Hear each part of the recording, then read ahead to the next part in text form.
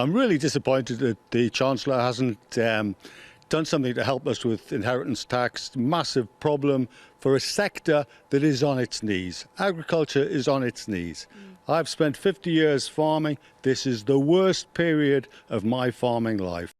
Rachel Reeves' farming crisis.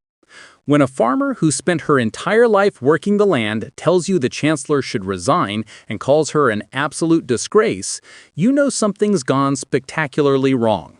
And when that same farmer says she's heard straight from Treasury insiders that Rachel Reeves is running around like a headless chicken without a Scooby-Doo what she's doing, well, that's not just criticism, that's a thermonuclear takedown delivered with the kind of brutal honesty that only comes from people who've genuinely had enough.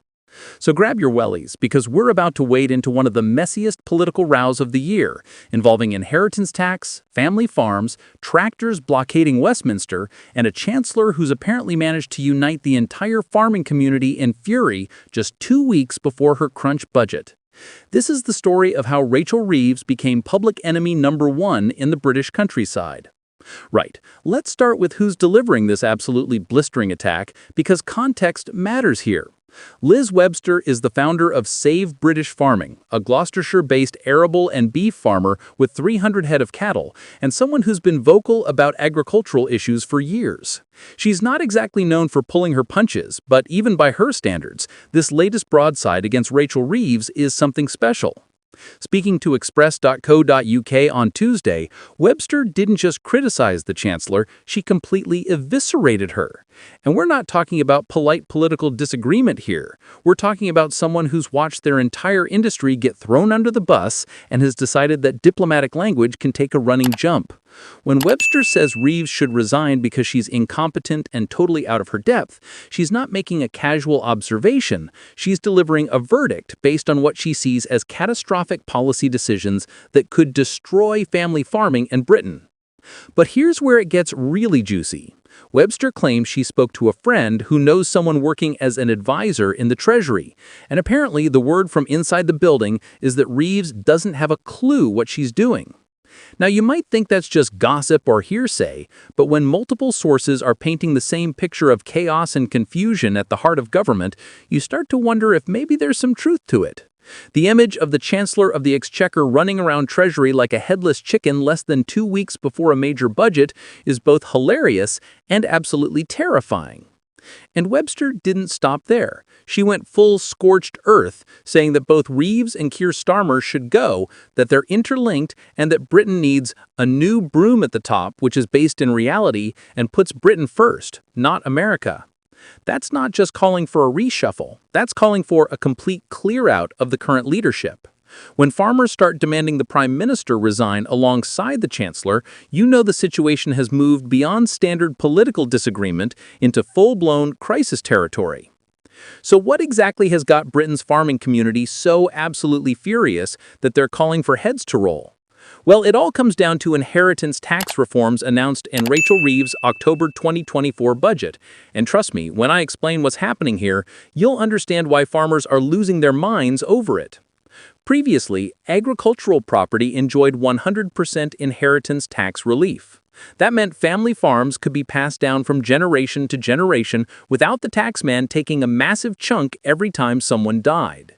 It made sense because farms aren't like other assets. You can't just sell off half a farm to pay a tax bill without destroying the entire operation.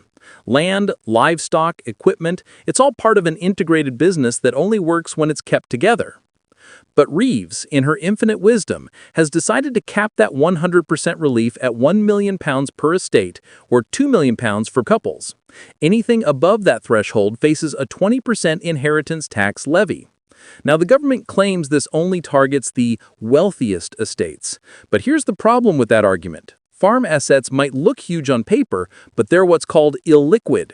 You can't easily convert them to cash without destroying the business itself. A farm worth £2 million might sound incredibly wealthy, but that value is tied up in land that's been in a family for generations, livestock that takes years to build up, equipment that's essential for operations, and buildings that you can't exactly sell to Tesco. The income generated from all those assets might be relatively modest, especially given that farm incomes have tumbled by around 25% in 2024-25, according to official government data. So you've got farmers who are asset-rich but cash-poor facing massive tax bills that could force them to sell up entirely just to pay the inheritance tax bill. It's like being told your family home is worth £1 million, so when your parents die, you owe £200,000 in tax, except you can't sell just the bathroom and the kitchen to raise the cash. You'd have to sell the whole house and become homeless.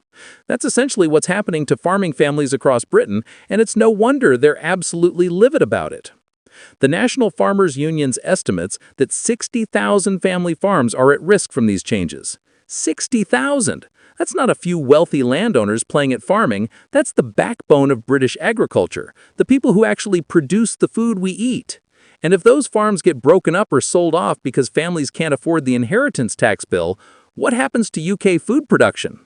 Well, according to experts, we could see our food self-sufficiency drop by 10 to 15%, meaning we'd be even more dependent on imports at a time when global food security is becoming increasingly uncertain.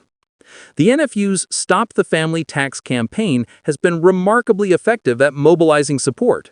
They've flooded MPs with more than 12,000 public letters in under 2 weeks, which is genuinely impressive when you consider that farmers are generally too busy actually farming to spend their days writing to politicians.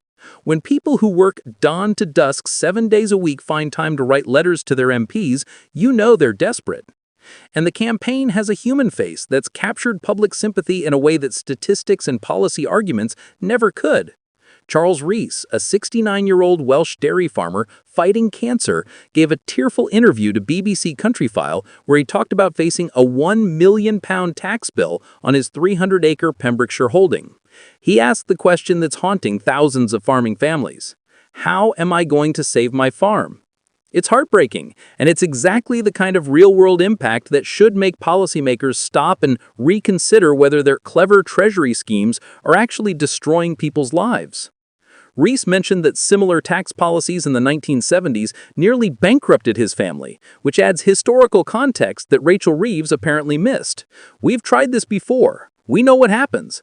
Families get destroyed, farms get broken up, food production drops, and the only winners are corporate agricultural operations that can absorb the costs. If the goal is to destroy family farming and replace it with agribusiness, then congratulations, this policy is bang on target. If the goal is anything else, it's an unmitigated disaster. The backlash hasn't been limited to farmers either. Retailers, food processors, and even the Environment, Food and Rural Affairs Select Committee have called the policy unfair. When you've lost the support of the people who actually buy farm products and the parliamentary committee that's supposed to understand these issues, you might want to consider that you've got the policy wrong. Independent think tank Sentax has suggested amendments that could make the policy less destructive. They've proposed full relief up to £5 million per person or £10 million for couples if farms